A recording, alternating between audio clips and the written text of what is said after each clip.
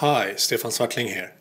Apple also presented iOS 6 on the WWDC keynote, and to be honest, I didn't think it was so impressive at all actually.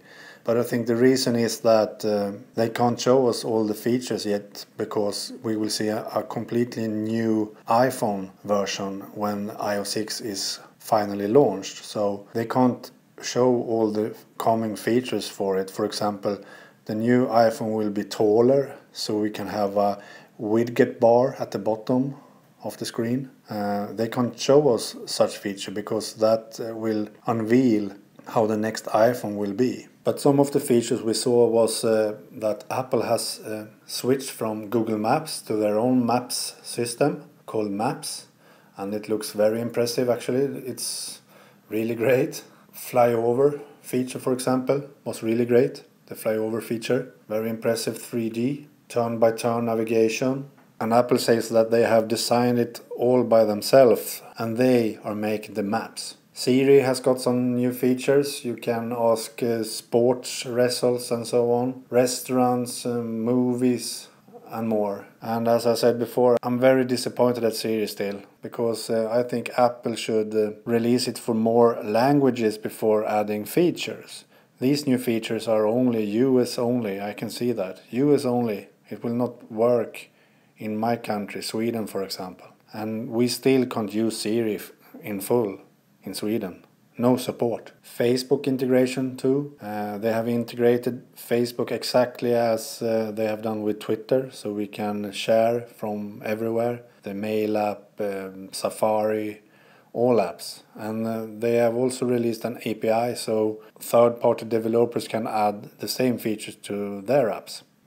And this Facebook integration means that I need to make more time for my Facebook page, because I want to use my Facebook page more now when I see Apple are going for Facebook. They will never integrate Google+, I'm sure of that. And now we can also share our photo streams. We can choose which photos we want to share with our friends. That's really amazing actually, because now Apple has their own social network, a photo sharing service. I think they decided to do that when Instagram was bought by Facebook, so they decided to do their own photo sharing directly from our photo stream instead.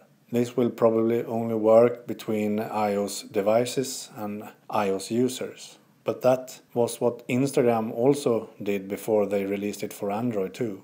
So the share photo stream feature is kind of nice. And we also have a new app called Passbook. And that app is nothing for me, I will never use it. It's for tickets, boarding pass, cards and coupons. So you can organize your tickets. Probably great for users that need such a feature. Not for me. And now we can also use Facetime over 3G, so not only Wi-Fi, we can now use it for 3G, and that's really great. If the Swedish providers will support it, I will use it a lot. It's really great. And the phone app has a new feature too. You can send voicemail, reply with message and remind me later. When someone calls, you can do a reminder to call up later. It has a new calling feature to your phone. Now when you decline an incoming call, you can instantly reply with a text message or set a callback reminder. That's kind of nice. And Mail has got even better. You can now add photos and files to your mail.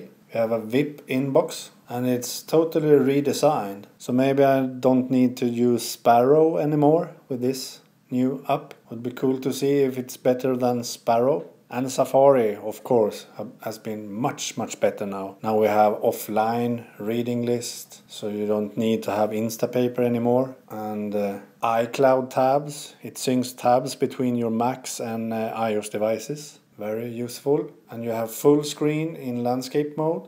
That's very useful. And the offline reading list will save all your pages that you want to read later for offline reading, so you don't have to have a 3G connection or Wi-Fi connection anymore. And a lot of accessibility features in iOS. Apple is much for that, and that's good.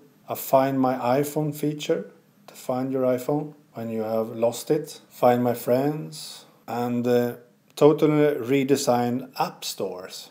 It's also new in iOS 6. And you have a new feature for China, improved text input for Chinese, and you can have Bida search engine, the Chinese search engine, and much more. So iOS 6 has over 200 new features, and this is only in the first beta 8 version of iOS 6, released yesterday for developers. The final will be available when they release the next iPhone, the new iPhone. And as I said, I think Apple has a lot more features hidden for us that we will see in the final when it's released. No one will see it before the final is launched. On the same day they will present the next iPhone. The new iPhone will be totally different from iPhone 4S, so they can show us those features that that phone will have in iOS 6. What do you think about iOS 6? Tell me in the comments.